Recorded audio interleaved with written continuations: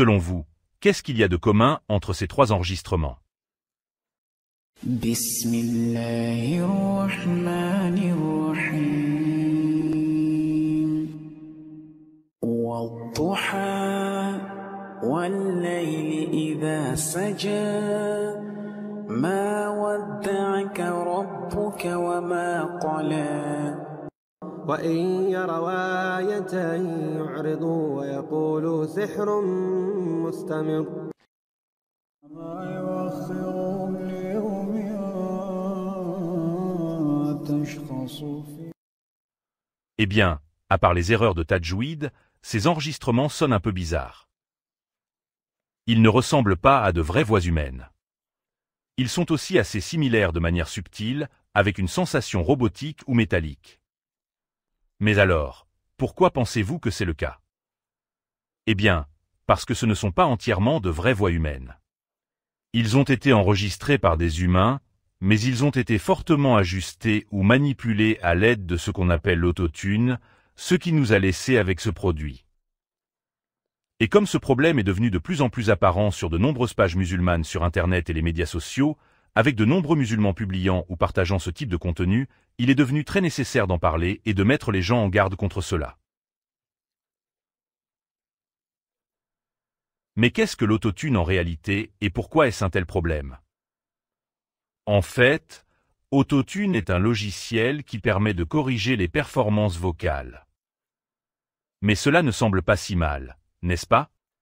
Je veux dire, nous sommes obligés d'embellir nos voix avec le Coran. Eh bien, voici le problème. Cette correction des performances vocales se fait en insérant des sons artificiels dans la note ou le ton correct. Donc, si un récitant récite dans une certaine note, mais qu'en raison de la portée limitée de sa voix ou d'une erreur qu'il fait, il décale la note, ce qui produit un son qui est une anomalie selon les règles de la musique.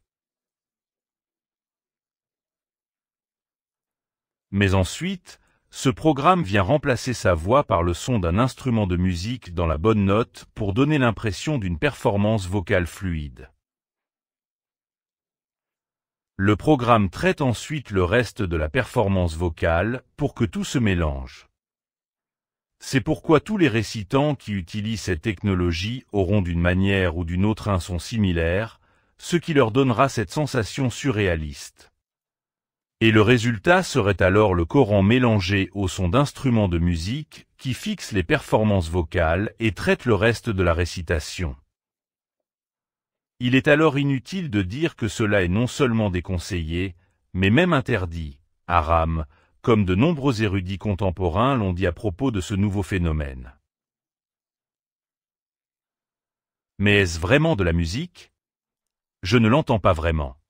Bon, si vous ne l'entendez pas, voyons-la. Si vous avez déjà vu ce type de logiciel pendant qu'il fait son travail, vous verrez toujours qu'il vous montre explicitement l'instrument de musique utilisé pendant que vous enregistrez pour combler les lacunes ou corriger les erreurs. Certains utilisent le piano, d'autres la guitare. Ceci est une capture d'écran de quelqu'un qui enregistre sa récitation sur ce programme. Remarquez ce que fait le programme pendant qu'il enregistre sa récitation puis s'écarte de la note. الذي خلق الموت والحياة ليبلوكم أيكم أحسن عملا وهو العزيز الغفور. Remarquez comment les notes de musique en utilisant le piano sont ajoutées au son alors qu'il enregistre une récitation du Coran. Cela ajoute donc certainement de la musique ou des sons artificiels pour le moins à la voix du récitant qui récite le Coran. C'est pourquoi c'est interdit et vous ne devez pas écouter de telles récitations, en tirer des leçons ou aider à les diffuser. Parce que vous encourageriez ces frères à continuer à faire cela. Au lieu de cela, soutenez ceux qui récitent correctement, avec précision et magnifiquement en utilisant leur voix naturelle. Et bien que nous soyons en effet tenus d'embellir nos voix avec le Coran, cela ne devrait pas être notre première priorité, surtout si nous y parvenons par de tels moyens. Le Coran n'est pas un livre de paroles à chanter ou à traiter comme tel. C'est un livre de conseils pour toute l'humanité.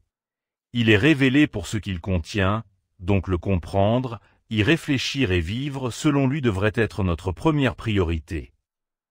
Et pour mémoire, nous ne sommes pas contre les récitations naturellement belles, bien sûr. Elles peuvent rapprocher la parole d'Allah du cœur. En fait, j'ai créé un guide simple à suivre si vous souhaitez améliorer et embellir votre récitation du Coran, simplement en utilisant quelques techniques simples et votre voix naturelle. Enfin, quels récitants utilisent cet autotune afin que nous puissions les éviter?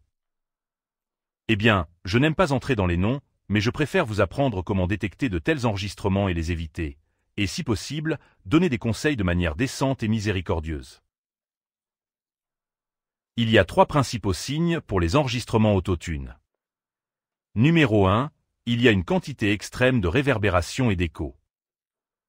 Ces enregistrements auront toujours beaucoup de réverbération qui est censée couvrir en quelque sorte les transitions et le son non naturel. Une réverbération excessive dans les récitations du Coran, autotune ou non, n'est de toute façon pas la meilleure façon d'apprendre ou d'écouter le Coran.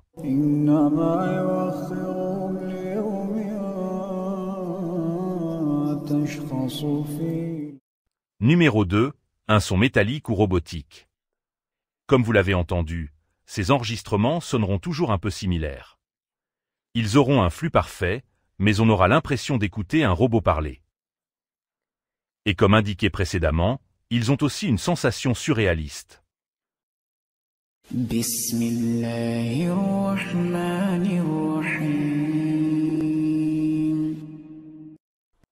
Numéro 3, macarige amorti et récitation nasale lourde.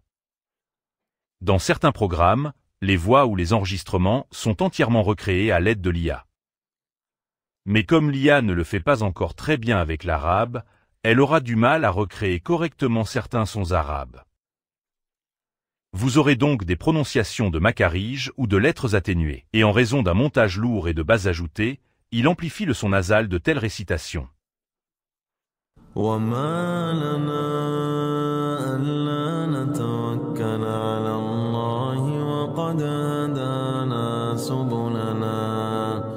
Donc dans certains cas, vous ne pourrez même pas comprendre ce qu'ils disent.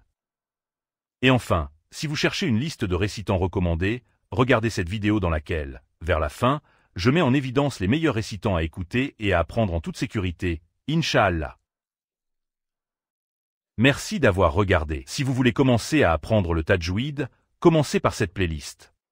Et n'oubliez pas non plus de consulter mon dernier livre sur le tajwid et de télécharger l'application Compagnon. Merci d'avoir regardé et à la prochaine.